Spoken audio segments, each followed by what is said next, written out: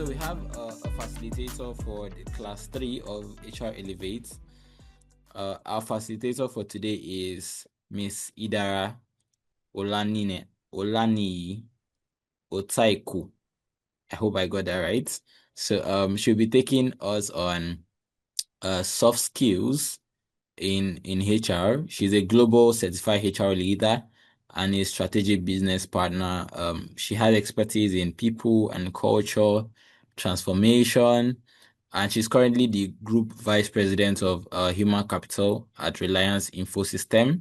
So she has a background in law, certification in SPHRi and ACIPM. So she'll be here to give us as much knowledge and experience. So she'll be sharing her knowledge and experience with us. So welcome. So please, everybody in the chat, welcome Miss Idara. So Miss Idara, over to you. Thank you. Hello. As a global citizen, I'll say good morning, good afternoon, good evening from wherever you're joining in from, because on this call we may have people from Canada, we may have people from all parts of the world. I think I see some names that don't look Nigerian, but good day to everyone. I'm happy to be on the call. Thank you for the host, HR Elevate, for finding me worthy to come share my small insights, right, to your team. And hello, everyone. Yes, I see Mildrew. Looks like you're joining in from India or Pakistan. We do cover. So if you could just also drop on the chat box just for me to know where my audience is from. Where are you joining in from? Lagos, Rivers. Where are you joining from? All right. Yes, I did see that name. So yes, hello there from India. Hello from Lagos. Yes. So today, I've been asked to speak about soft skills, right? So what exactly is the difference between them? Before we start going into what exactly it is. Oh, hello from Akwa Ibom. Yes, those are my brothers. I'm from Akwa Ibom. So hello Cross River, right? Those are my people. But everybody is my person. Everybody's my person here. So hello. Could you mute yourselves as you join, just so that you don't distract others on the call? And host, I think you should be able to mute people as they join in. Yes, I can. Okay. All right. So essentially, from the sessions that you've had so far, you've been focusing on your hard skills and what essentially is the difference between your hard skills and your soft skills. So your hard skills are essentially what is required of you, what you learn from your education, from your experience. So for example, if you're an accountant, you'll be learning stuff about accounting. If you're a software developer, you're learning things like coding, right? So essentially, both of them, you need both the soft skills and the hard skills, right, to be able to demonstrate a lot of the way you're able to get success in your as you work, right? And soft skills is there are attributes that, irrespective of whether you're working in 9 to 5, whether you own your own business, they're essential skills to have. So for soft skills, there are personal attributes, right? They determine the way you interact with people, and especially for if you are, your intention is to grow in the human. I mean, this, like I said, soft skill is something that cuts across any job that you decide to have. It's decide to go in, but especially for a HR professional, if you are intending to grow as a HR professional, you may know how to get that recruitment, but it is a very, very essential skill to have, right? Because it helps in the way you interact with people. And obviously HR, you're constantly working with people. I just wanted to lay that background for everyone. It is extremely important. So what are some of the soft skills that is required? Next slide, please. So the first one is your art of listening, right? And obviously this would come in terms of when you're running interviews, when you are having to, for example, conflict resolution. Those are some of the different areas that you would require listening, right? Even generally, when you're talking to anyone, you're expected to listen. So you're, as a HR person, you're expected to gather information, whether, like I mentioned, in terms of your interviews, in terms of your what's it called now? Your gathering information, conflict resolution, your ability to listen, your ability to fully understand what someone is saying. You need to pay your full attention. You have to put away distractions. A lot of people, when they are listening to someone, you're listening to respond as opposed to listen to understand. So there's a very big difference when you're in, and that's the key difference when you're having to listen effectively. So when if you're having to interact with someone, you're interviewing someone, for example, you're not listening and then you're distracted maybe with the way the person is seated, the way the person is the way the person is dressed. You need to truly listen to that person to understand what is the person saying. And essentially a skill to also have is when someone has spoken to you, you try to reiterate what the person says. So from my understanding, this is what you are saying. And obviously, if there are any changes of to what the person is communicating, the person can also let you know, okay, no, that's not what I meant, right? So listening is a key skill to soft skill to have as a HR professional. So next slide, please. So when you're listening, obviously there are non-verbal and verbal. Like I said, when you're listening, you can say when you're verbal is that you're saying, oh, I see, oh yes, go on, okay. Those are some of the ways you can let the person know that you are actually listening. So it doesn't seem like, okay, your mind has started to wander off, right? So, and like I mentioned earlier, after the person has finished communicating or saying whatever the person is trying to say, you can say, okay, for what I understand, this is what you are saying. So that if there is any difference to what the person is saying, the person can correct you, right? And also, you can also acknowledge their feelings. As I know, there's a lot of there are a lot of skits now where there's a very, very negative narrative as to who HR professionals are. From the narrative, there's this that they're not empathetic, they don't, care about people, all they want, But I believe in this session, those are some of the things you're going to learn to change that narrative. To think that, okay, as a HR person, you know that the HR is for you, which I know that typically people don't believe, right? Yes, HR is supposed to ensure that, because if you are not doing what you're expected to do, right, that is will inadvertently affect the business, because that means you will not be productive. So essentially, when you listen, you're empathizing with the person's feelings, you understand where the person is coming from. You're not just jumping into conclusions. You're not just, so you need to be able to be very, excuse me, not judgmental at any point in time, right? Ask questions. And when the questions you're asking, you're not also asking, you said, that saying, they say, we listen, we don't judge, right? So you need to listen in a way that you're giving the person the impression that you're not judging the person, right? And you're empathetic. 2 days ago, one of my colleagues told me, oh, that they lost a child, right? Their wives lost a baby. And as a HR professional, that is a very, very terrible place to be for a person. So you cannot at that point, you need to listen to that person. You need to ensure that you're giving the person your full attention, right? You don't dismiss the person. You don't think that, oh, this is something that happens, it has happened to this person, it has happened to this person.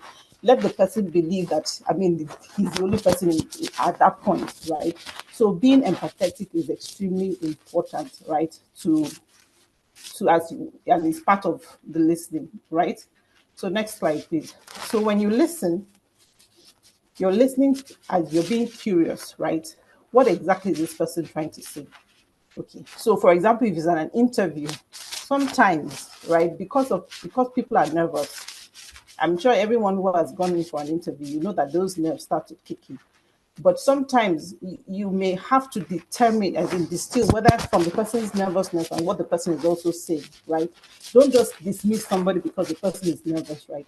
Try to make the person relaxed when they're taking in interviews. So you have to be curious, ask questions, learn, have the genuine desire to feel like, okay, the person is actually saying something correct, all right? And like I said, we listen, we don't judge. whatever it is, try to be neutral. You have to, and a lot of times, some people, what they are saying and what their facial expression is saying is completely different. So the art of listening, right, is that your face and what you're saying, they're in unison, right? They're in unison, right? Ask questions, and don't just ask berating questions, right? You're not just asking fire and questions, because sometimes you're asking questions before the person is responding to one you have asked the next one. That doesn't necessarily, that's not a great, I'm sure that when you are taking the recruitment session, you would have realized that that's not a very good interviewing, how you interview people. Allow people to answer the question. And if they are maybe taking too long, you can find a way you can interject, right? Okay, so the next one obviously is the verbal communication. At this point, I see a lot of people send emails without, number one, having a subject, right? In every email, because you have to determine someone from the email subject that whoever is the receiver would understand what the mail is about and can actually decide not to open that mail, because if I don't see any subject on that mail, I will not take it seriously, or I can delay it. But from the email, it has to be very, and then obviously the subject doesn't have to be something so long. You have to be quite specific and spot on to what exactly the message is about, right? It has to be clear, right? And obviously, you are going to say dear. For me, I either like say dear somebody or hello, because like I said, we are global citizens. You may not know where the person is, the receiver is, right? The person could be in a completely different time zone as you. So restricting it to dear so and so or hello so and so is important. For me, I think the most you should have in an email, right, is maximum 3 paragraphs, because by the time it's beyond 3 paragraphs, that's more like a memo, right?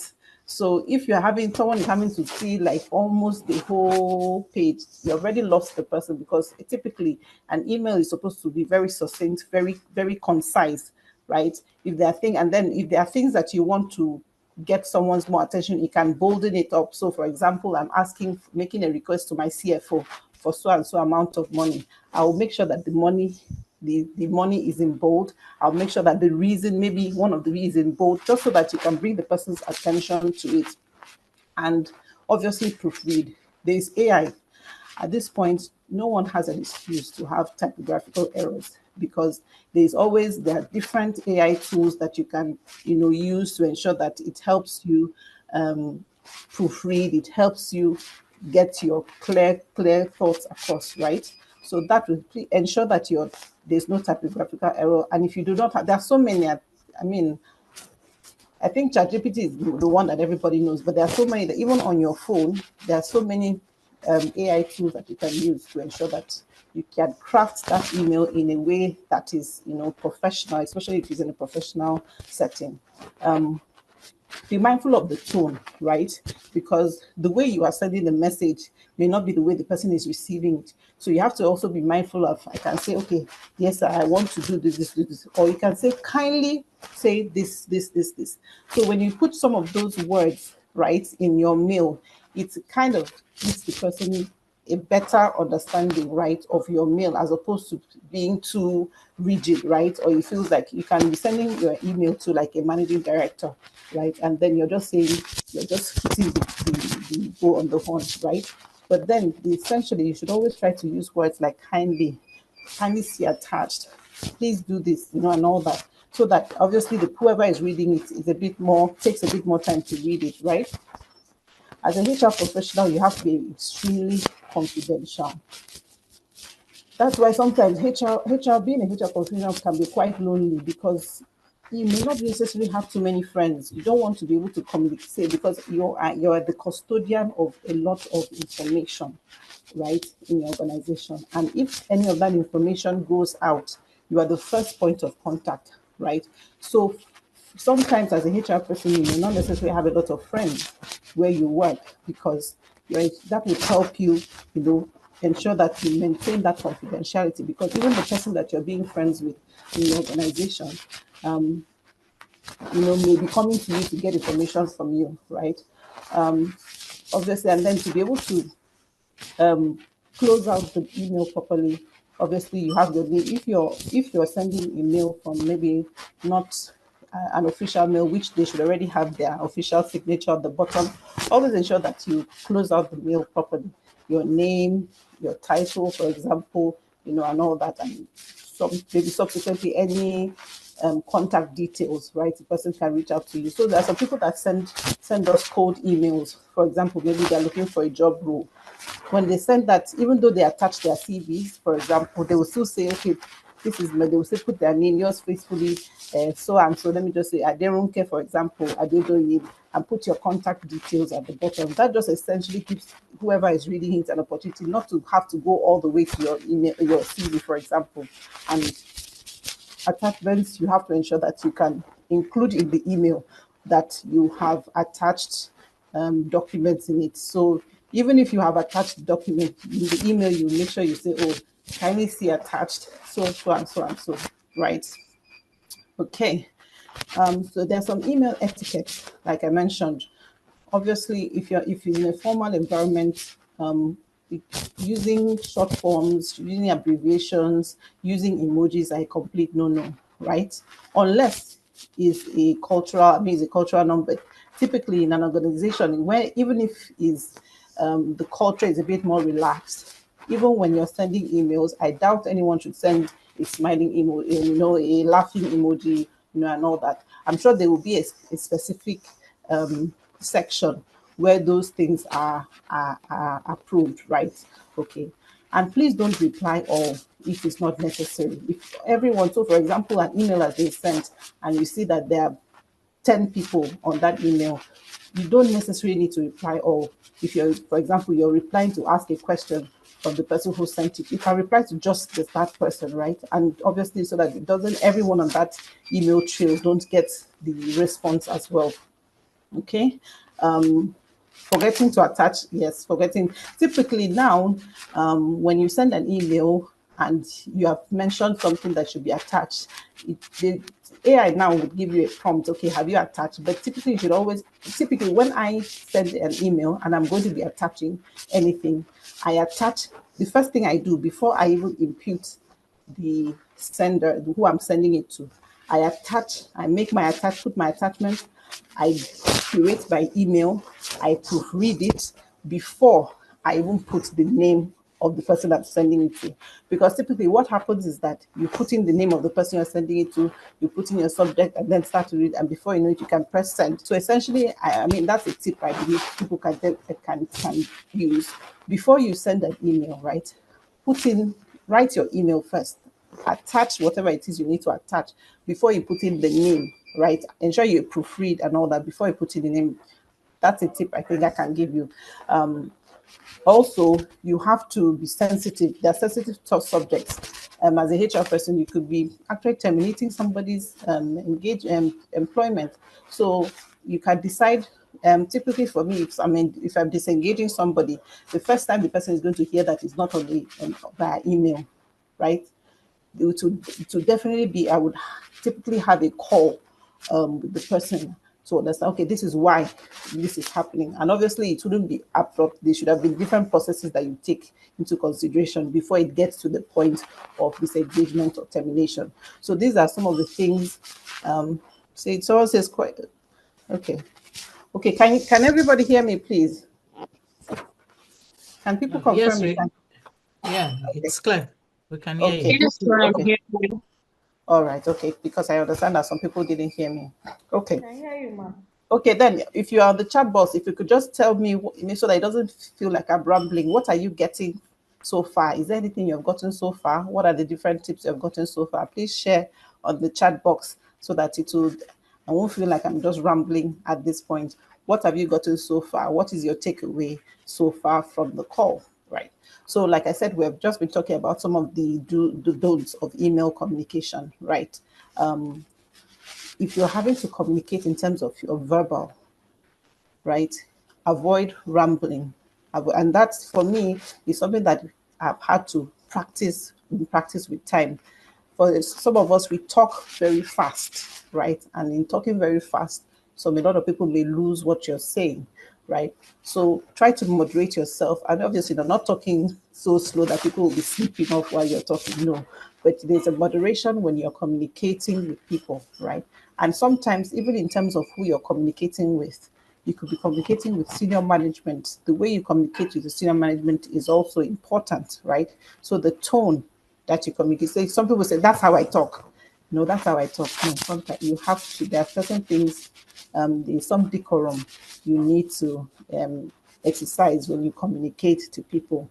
You also have to be mindful, even in terms of, in like on a virtual call like this, you have to be mindful of the body language, right?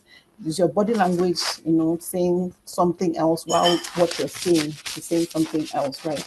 And actually, non-verbal communication speaks louder. Non-verbal communication speaks much louder because that's what the person is looking at, unless the person can't see you, right? So you have to be very, very mindful of your gesticulations. Are you gesticulating too much? Like I tend to talk a lot with my hands, but I make sure that I talk in a way that I'm not using my hands too frequently, that is going to distract whoever I'm talking to, right? We've mentioned that you should listen carefully. Listening is a skill, right? I mean, it's something that even I myself, I'm still learning. I don't ever believe that someone can be an expert on anything. There's always a learning curve. There's always something to learn differently, right? Always be prepared, right, ahead of time. Don't just try to think above your head. Be prepared and make sure you paraphrase at any point in time. Maintain confidentiality. It is extremely important as well. Next slide, please. Okay. We have mentioned that allowing people to finish speaking, don't interrupt, try to stick to the facts. I mean, I don't think anyone, like I mentioned, I personally don't think you can have too many friends as a HR person in your organization. Even if you have a team of HR people, it's a personal view of mine, right? Because essentially it helps you protect the information that is in your custody, right? Sometimes people may talk flimsily, and before you know it, someone has said something, right? So confidentiality is extremely important, right? Don't make promises you can't keep. A lot of people, when they reach out to me and they ask for something, I'm like, okay, just give me a moment, I'll come back to you, right? Don't make any promises you cannot keep. Most times you're not the owner of the organization, right? There are certain things, and for me, until I have gotten a complete and express approval before I can communicate anything to anyone, right? So don't just assume, don't start to assume things. Oh, the CFO said so and so, I think you're going to do it. Don't do that, because at some point you may have to bite your words. Unless you get your express approval, don't make promises that you cannot keep, right? And speaking casually, you're the custodian of the culture. And what is culture? Culture is the way we do things. You, as the HR professional, you're the custodian of the policies, you're the custodian of the rules and the regulations, right? So everyone is looking to you to see what exactly is expected in the organization.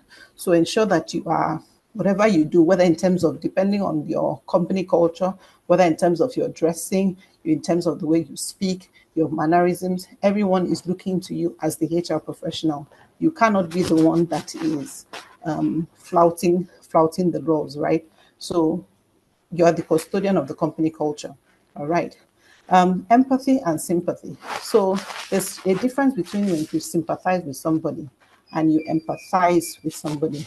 If you're sympathizing with somebody, so for example, like I mentioned earlier, someone had come to me that they had lost a baby, right? I sympathize with that person because I have not lost a child before. But if somebody came to me to say, oh, because I've lost my father, I have lost my father, so I can empathize with that person, right? So essentially, the way you communicate in terms of, you're feeling sorry for the person, you're empathetic towards the person, or you're sympathizing with the person, there's a difference, right? And so, even for example, what you say, and I keep using this example because it's just happened. How you say it, you can't be dismissive of the person's feelings. And even if you have gone through that particular experience before, the person is different from you. So you don't expect the person to react the same way that you react. As a HR professional, emotional intelligence has to be high. Your emotional intelligence has to be high. You have to be self-aware of what exactly how you're feeling in that moment, right? So yeah, so that's some of the things that you need to take into consideration. So how you show empathy, like I mentioned, you're listening to the person, you are affirming the person's feelings, right? You're not judging the person, like I mentioned, even if you have gone through the same experience before and the person is not reacting in the same way, you don't have to judge the person, right? You just have to ensure that you validate the person's feelings, you ask questions, and and the HR person, your first thought should be, how can I support this person, right? You need to take time off. But obviously, if the person is taking time off, ensure that the person is seeking the necessary approval to take the time off. Sometimes, for example, the person may not need everyone in the organization to know what has happened, and that's where confidentiality comes in, right? So focus on what exactly the challenge is, and don't try to add different other things.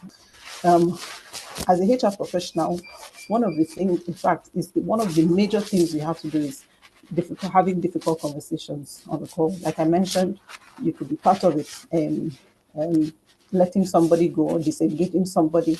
You can actually be having conversations with people who may be going through different things, like divorce, like performance issues, conflict resolution in the workplace. So handling it is extremely important. The way you handle it is extremely important, right? So you have to prepare, right? What exactly is the challenge, right? You need to prepare ahead of time. So choosing the right place, you can't be talking to somebody and there are so many people in the room. So if you're working on site, for example, you can get a secluded office or your conference room to have the conversation. You need to also start with what exactly are we here for? Don't, especially when it comes to conversations about performance issues, and all that. There's no need to go run around around. Just hit the bull on them. But in everything you're doing, you're still communicating with respect. You're still communicating with empathy. You're still also trying to understand what the person is going through. And for me, you also focus on the person's behavior, not the person's personality. You won't say, okay, because the person is like this, what exactly is the the the purpose, all right? What's the objective? Focus on the objective, right? Be extremely clear and direct, but kind, right? I always tell people, it's not what you say, it's not just what you say, it's how you say it. Please ensure that you take that home. When, for example, when as a HR person, for example, or a team lead, the sandwich approach. Does anyone know the sandwich approach when when you're having to give feedback to someone is constructive, right? You ensure that you try to highlight what the person is doing well first. You slide in the middle the areas that need to be improved, and then you can complete that with maybe another area, for example, highlight person's good areas. So that's something I always ensure that people understand when you're giving feedback to people, right? And even so, it even comes to when you're having difficult conversations, right? You try to highlight the initial good areas, right? Before you start to slide in those difficult conversations, right? And maintain professional boundaries. Don't go into anything extra, like the person's, like I said, person's personality or who the person is outside your organization, right? And document conversations. So after, for example, you've had that call, that's whether you're communicating with somebody, ensure that you send an email back to say, in reference to our conversation, so and so. Documentation is so key as a HR person, right? Time management, right, is a key. Excuse me, is a key skill to have. Somebody is not Hey, muting that their itself, device. that itself, Someone is not muting their device. Okay, thank you. So, as HR department, if you're working in HR, you typically have a lot of things to do, and sometimes those things are clashing. You have deadlines. Someone needs to be recruited. So there's a meeting that needs to have, or there's a performance assessment that needs to happen. That's typically a lot of things that have deadlines, right? Sometimes they may have deadlines at the same time, right? So you always have to plan ahead. Don't be reactive. Try to always plan ahead, get things done. I like that box that says when you typically in my head, I have the box that when I align my task, right? I align my task and decide, okay, so what is urgent? Is it urgent and important? Is it urgent but not too important? Is it important but not urgent? You know, those are some of the boxes when you are trying to manage your time, because essentially you have to also meet deadlines. You shouldn't be, oh, okay, I had this and this and this and this. No, as everyone, you always have a lot of things on your plate. So, for example, payroll, you'd have deadlines. You know that if you're handling payroll at the end of that's the matrix. Thank you very much, Miriam. If you are having to work with payroll and at the beginning of the month, depending on when your organization pays. So, for example, my organization will pay by the 25th. By now, I've already completed it and sent it to my finance. Right? It's not obviously, and I did not start working on it by the beginning of the month, right? Because it is important, it is not urgent, right? So you essentially always have to ensure that you try to maximize your time in terms of the deadline, in terms of the importance of the task, in terms of how urgent it is, and all that. And obviously, like I mentioned, confidentiality is key. So some of the strategies, okay, I think I'd already mentioned some of the strategies. I mean, the book Eat the Frog is a very good book to have because it essentially helps you manage your time. The matrix, yes, that's the matrix I was talking about. And obviously group your activities, right?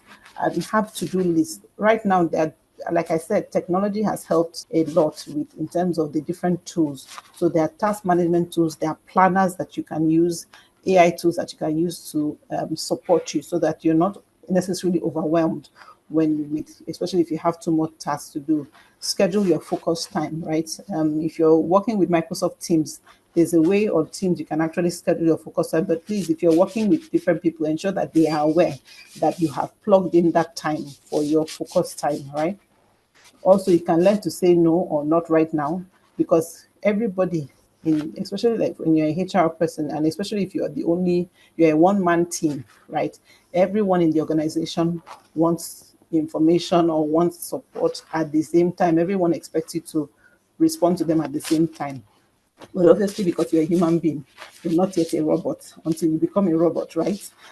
So ensure that you're able to manage your time. And like I said, using the matrix that just helps you ensure that you are attending to different tasks depending on their deadlines and their importance, right? Automate and delegate. At this point, I don't know if anyone should still be using manual way. You're writing, you're using paper. Please, even if your organization is not doing it, find a way to automate, whether in terms of using your Excel, in terms of whatever it is, ensure that you are, because when you automate things, they essentially make it easier for you to understand and manage, right? And why it essentially matters is ensure in terms of your compliance, so that you can respond to issues at the right time, and obviously to also help you drive strategic initiatives, right? And you are not so burnt out and overwhelmed. So another skill is conflict resolution. You can't be seen to take sides when you are working as a human resource professional. We listen, we don't judge is actually very, very key. So conflict resolution is ensuring that you're finding a peaceful and neutral, acceptable solution to whether in terms of disagreements and disputes. And this can be within two people in your organization, and actually sometimes it's between your organization and another one. I mean, that would also have legal as part of it. But essentially, there has to be a mutually beneficial. The goal for you is always to find a mutually beneficial for both parties, right? So conflict is a natural place. I mean, as long as you have people, there will be conflict, right? But your role is to ensure that you eliminate that conflict the best way as possible, and you try to manage it constructively. Okay, so that those things, and that's why essentially a lot of offer letters you see that they put arbitration as part of the way to resolve conflicts, right? So some of the common types of conflicts, obviously, there are conflicts between colleagues, personality clash, communication breakdown, or in terms of fundamental beliefs. Some people believe this, some people may not take it as serious. Or, for example, there's a team and there are different teams are not able to, the team conflict, people are not able to work as a team. Or, for example, there are different conflict in terms of manager and employee. A manager is saying this person is not doing this, and the employee is saying, look, my manager is being is micromanaging me, for example, right? So those are some of the common conflicts that you may come across as a HR professional in the workplace. I mentioned that your role is to always be neutral. And that's why I also emphasize that a HR person, you cannot have friends in the workplace, right? Because there may be a time where you are having to resolve a conflict between someone who you have considered your friend and someone else.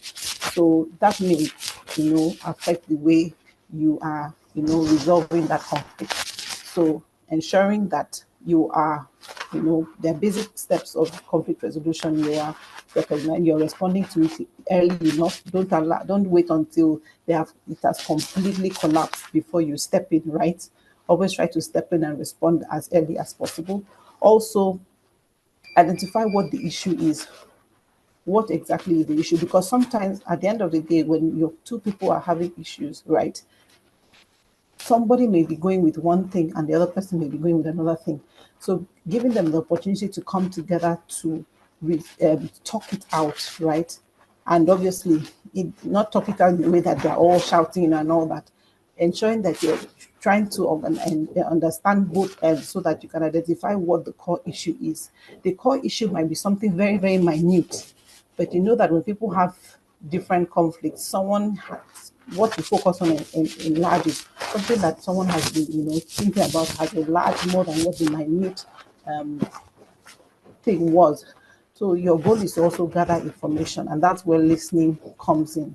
You need to listen as well.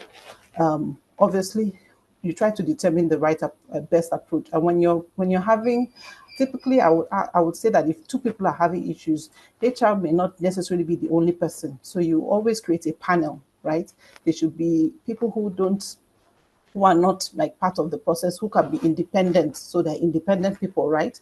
So in short, for example, if a manager is having an issue with an employee, I always ask that you have someone else that is an independent person. So it's not just HR that is part of the panel, right? And like I said, document. In fact, my team in my organization, they know that after every conversation, you always have to send a follow-up email to say, further to our conversation, right? Further to our discussion. Okay. It's because what there are professional boundaries in HR that, there are visible lines. Because you're typically, like I said, there are things when it comes to HR, emotional intelligence is key because you always have to appear neutral. Always have to be objective. Your role is to always understand, right, what each person is saying. So you always have to maintain professional boundaries, right, in the workplace because it can be extremely tricky, right? Never be put across like you are siding one person over the other. Okay, so maintaining a boundary, right? Ensuring that you're strict adherence to the information that you have received, right? Ensure like friendships. I think I already mentioned it. Having close friendships in the workplace as a HR person. I'm sorry, you can have friends outside the organization. And I'd like to say HR can be quite a lonely role because people can have a lot of people have friendships in the workplace, and all that. But for you as HR, because you always have to remain neutral, friendships may not having very close friends, and that doesn't mean that you're not speaking to people, you're not interacting with people. But when it comes to a point where you are having to divulge information to people, because everyone will come to you for that information, and you may not know at the point where when you're having a conversation, and then that information comes out. So information is extremely important. How you manage information is extremely important. And like I said, empathizing with people's feelings, validating their feelings, making them feel like they are wanted. You are understanding of what they are going through. at the time. So some of the areas you need to maintain boundaries, obviously, like I said, decision making, whether in terms of your bringing somebody into the organization, whether in terms of promotion, disciplinary actions, how much someone is going to be paid.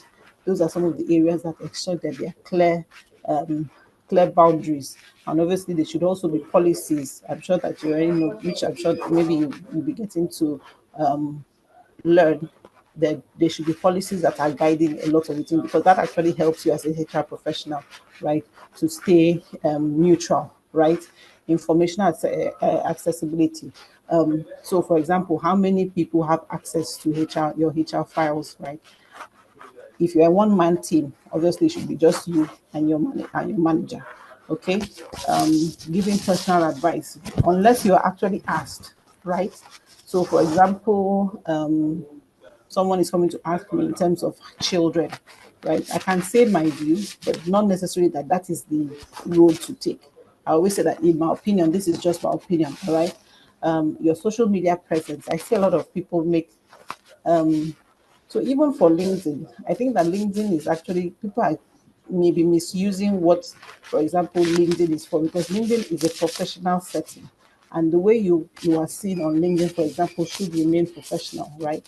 So don't mix and match. So there's the areas where you put on TikTok. But I also like to say that something actually happened organization, and because of what somebody put up on social media, it was used against that person at some point.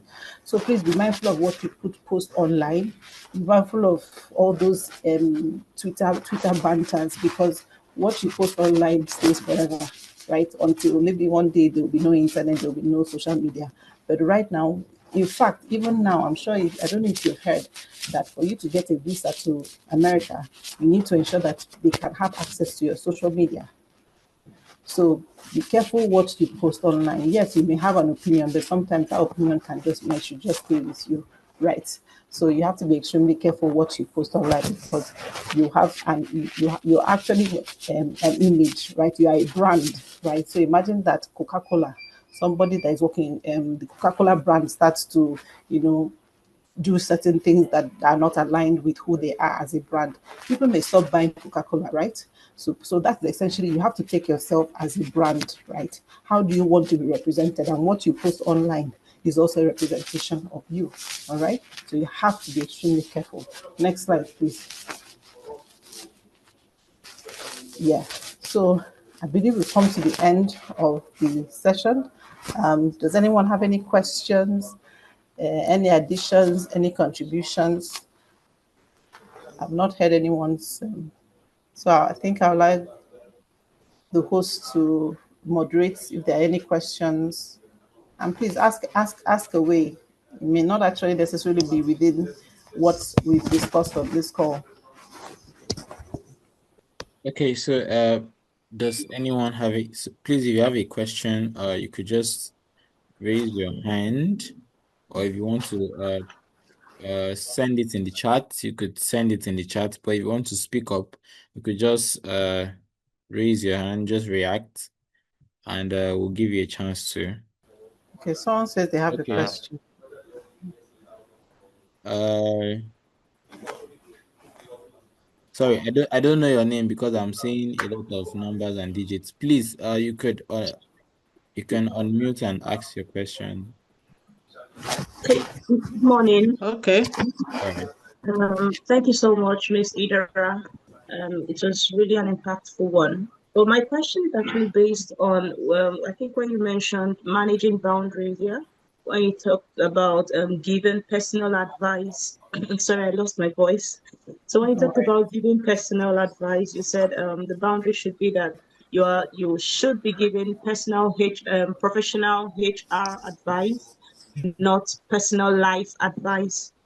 Yes. So I don't know. Can you like explain further, because it's like it's kind of going against the opinion I've always had concerning going contrary to the opinion I've always had concerning HR.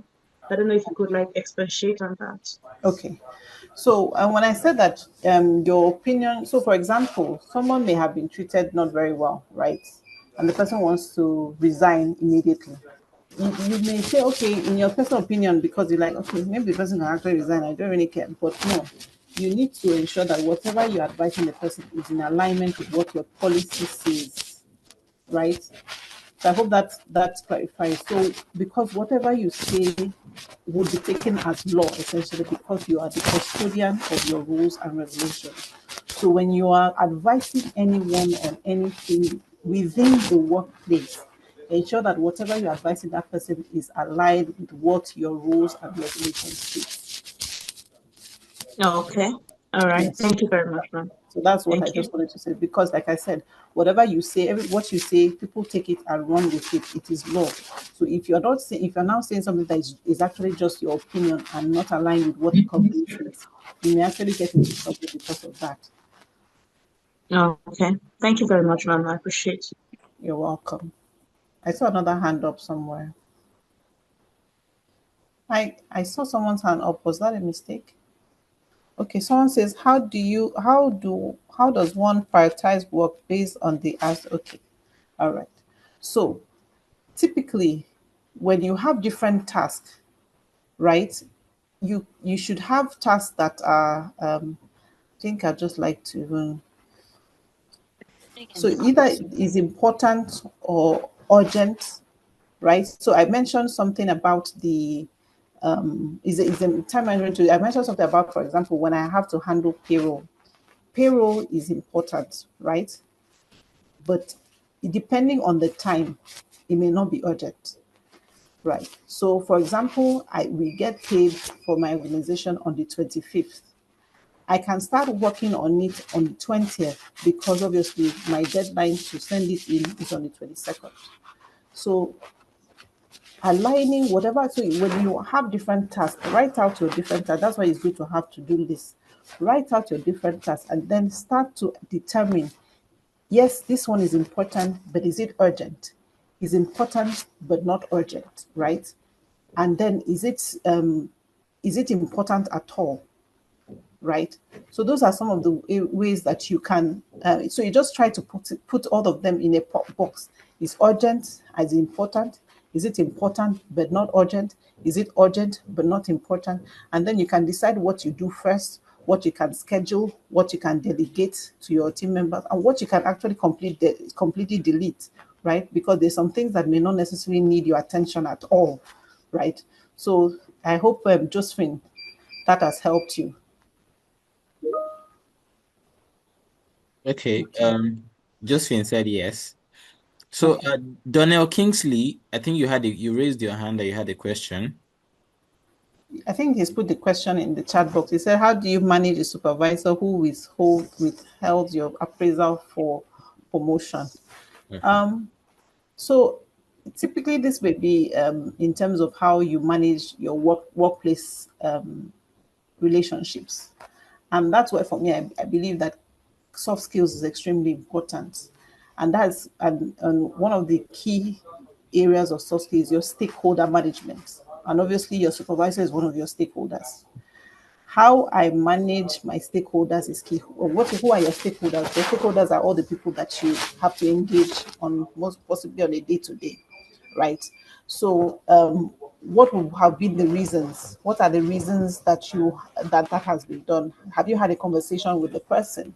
Have the person been able to identify? Has the person highlighted maybe the areas that you need to have worked on? So I don't think this is a standalone question. I'm sure there's a backstory to this and cannot just be addressed. But essentially, have a conversation with the person, and then possibly if there are other people that can be brought into the conversation. If you are not HR, right? If you're not HR, you can put HR, make HR involved in it, and I mean, I believe that can be addressed. But this is not a standalone question, Donnell. So, Donnell, has your question been answered? Please, if you have questions, keep them coming in. Donnell, have your questions been answered? Sorry?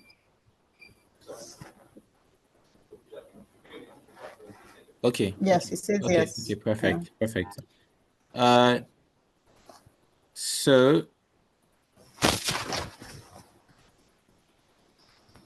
you can ask your question even if it's not even if you on ask. this subject. Yeah, exactly. So you could ask a general HR question that you feel you need clarity on. If you want to speak on it, you could just react, raise your hand, and you will be unmuted, or you could ask in the chat box. Okay, so there's Charles, Charles Joseph. All right, you can unmute Charles. Hello, good afternoon. Good afternoon. We're still morning where I am, so maybe you are in another time zone, Charles. Yeah. So I wanted to ask, how can an HR actually thrive in an environment where the administrator seems to be taking virtually all the responsibility of an HR? For example, the HR to ACIP. So the only thing the administrator allows the HR to do is just how do you thrive in that kind of environment? Can who say, I'm not sure I got the question. I couldn't really hear him. Hi, Charles. Charles, Do you want repeat the Charles. question? Okay. No, I'm asking, is it Okay. possible for an HR to thrive in a firm where the admin seem to be taking all the responsibility of the HR? So, I mean, at that point, has the job description, what are your respective job descriptions? Because admin and administrative role is actually quite, cumbersome. There's a lot of things that has to do with admin, and there's a lot of things that the HR person also has to do. Even though typically there's some sync between the two roles. So, has the different roles been identified? And how has it been segmented, right? Are you guys on the same level? Yeah, the rules have been identified, but the, the admin officer not just let you work. She wants to do everything. She wants So to I the get only thing she wants to type documents and deliver to her, and then takes care is of the she your rest. boss? Is the person your supervisor? She's not the supervisor, but she is actually representing the stakeholders of the firm. She's standing And in for them. who do you report to? I report to her. Aha, okay. And so so at this point you can have a conversation with her to say, okay, I want to grow, I'd like to learn in this and this and this. And maybe you can also try and be proactive, right? So essentially, maybe when I work with people that report to me, I'd rather that you be proactive. Think of things. Don't always have to wait for me to give you ideas, come up with the ideas yourself and come to me, and then we can discuss together, right? As opposed to just waiting for me to give you what to do, right? So, for example, you understand all the different tasks that have to happen. Can you be proactive? Can you think ahead? Or can you be also innovative? Find areas, because at the end of the day, whoever you're reporting to, you're supposed to make the person's life easier, not complex. And so, like I said, that's where stakeholder management comes in. What does the person value? You have to understand the person, understand who the person is, understand what the person likes. Because when you're in the workplace, it goes beyond what you know. You have to, especially and that's where you're managing your boss comes in. Understand what the person wants. Does the person do you and don't also come across like you know more than the person, right? Because at the end of the day, you're managing the person, right? So let's be valuable to the person, but not in a way that you are. Some people may be, let's say, in quote, insecure and may seem like you're coming to take their role. But you always have to manage the person in a way that your person feels that you're of value to the person, not taking the person's job away. I don't know if you get what I mean, Charles. Yeah. So when it comes to, unless you have another job, but when it comes to being in an organization, managing your boss is extremely vital. Understanding what they like. Maybe sometimes your boss may not be a morning person, so you're going to ask the person something, um, requesting for anything in the morning may not be key, right? So understand their mannerism, understand what they like, understand, and then that's how you come across. So it may not necessarily be what you, I mean, that you're qualified, to do the role. And that's like a way that's where your soft skills and emotional intelligence comes in. So I hope that helps you. Yes, ma'am. Thank you. You're welcome. Okay. Your someone says, what's the process involved in becoming a certified HR professional? So I mean, it depends on what area. So which certification that you want to go for. Essentially, for me, I have about three. The first one I started out was because it came with my education, my CIPD. The second one was my SPHRi, which for me, my goal was to work in an organization that was global. I needed to have a global mindset, and that's what certifications like SPHRi, Global GPHRi comes, and there are different agencies that can support you in terms of getting that certification. But then if you are working in Nigeria, you're a Nigerian, to be able to work, CIPM is another route that you shall use. And obviously you can contact CIPM, you can just Google them, their contacts, and you should also be able to get their information. But for a HR person, I will always advise, other than just getting your certification, which are actually key, because when you're trying to get a job, a lot of organizations will request for it. Find HR communities such as this one, right? That you can always network, because networking, when you network is not just about finding jobs, it's about gaining knowledge as well. There are so many of the HR communities now that you can get information from, right? So those are some of that the advice. I hope that advice has helped. Who mentioned that on the call? Yes, so I hope that helped you. So those are some of the ways you can get certified. Obviously, for you to get certified, you need to write an exam and pass the exam to get the certification. All right. Josephine, I guess we've answered the question. Donnell said, please, I need a clarification of consequence management. What are they? So consequence management is a way you can, is like the way your organization can identify how to maybe reprimand people. So for example, what is the consequence for coming late to work, right? What is the consequence for flouting this law and this law? And that's essentially what consequence, and then what is the process, right? So if somebody comes late, what is the process to the person getting? Is it a warning letter first? Is it what disciplinary measures would the person be getting? So that's essentially what consequent management is. And then what consequent management also helps is to ensure that what you're doing, what the consequence for person A is the same thing that applies to person B. So it doesn't seem like it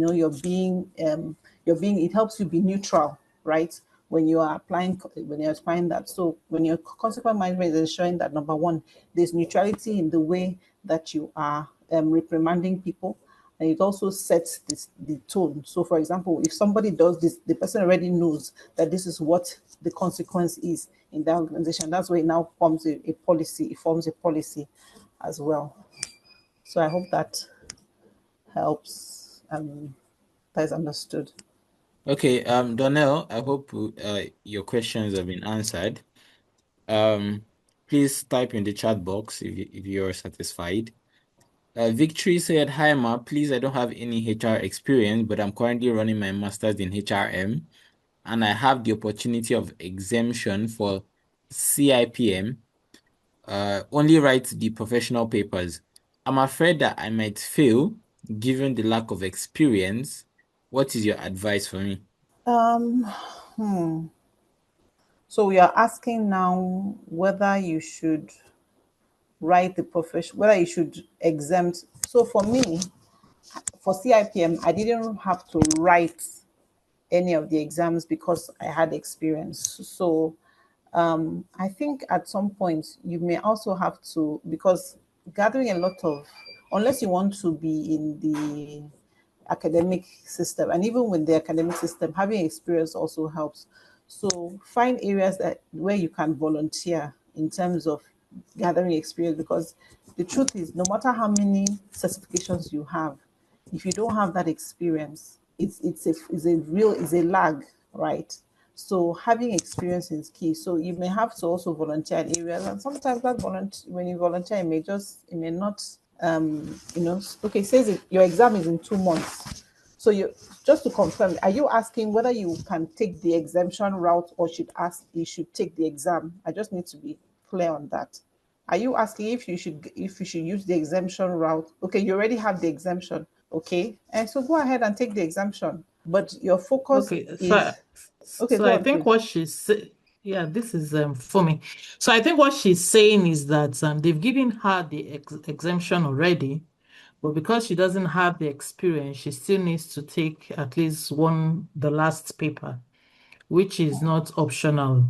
It's if that's what is not optional, so I mean she has to go in for it, but she is afraid that she might fail because she doesn't Because they have don't. experience.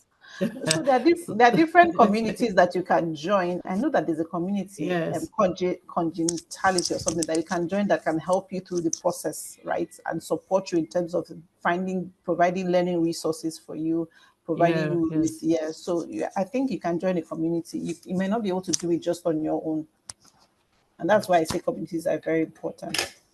Okay. Okay. So go ahead and write the exam. Yeah, Even please after write the all these exam. classes, yeah, even after all these classes, I mean, you must have learned one or two things, and they always have learning materials anyway. If you study those learning materials, I'm sure I mean, you'll be able to scale through.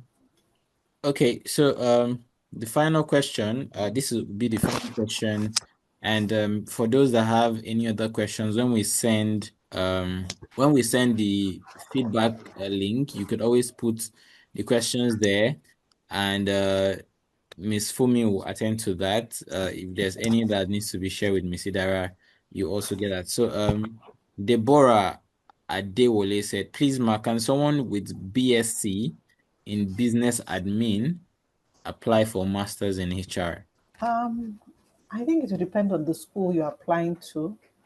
I'm sure that each school will have the criteria and the requirements for you to apply for masters. So I don't think it's a one size fits all kind of answer. Yeah, I think so too. So biz admin, masters, I mean, you always have the option of choosing your masters in any course, and this still falls under admin. So depending on the school, like she said, but I think it's something that can you can do. I mean, it's HR is still admin, it's biz admin. Yeah. Okay. All right.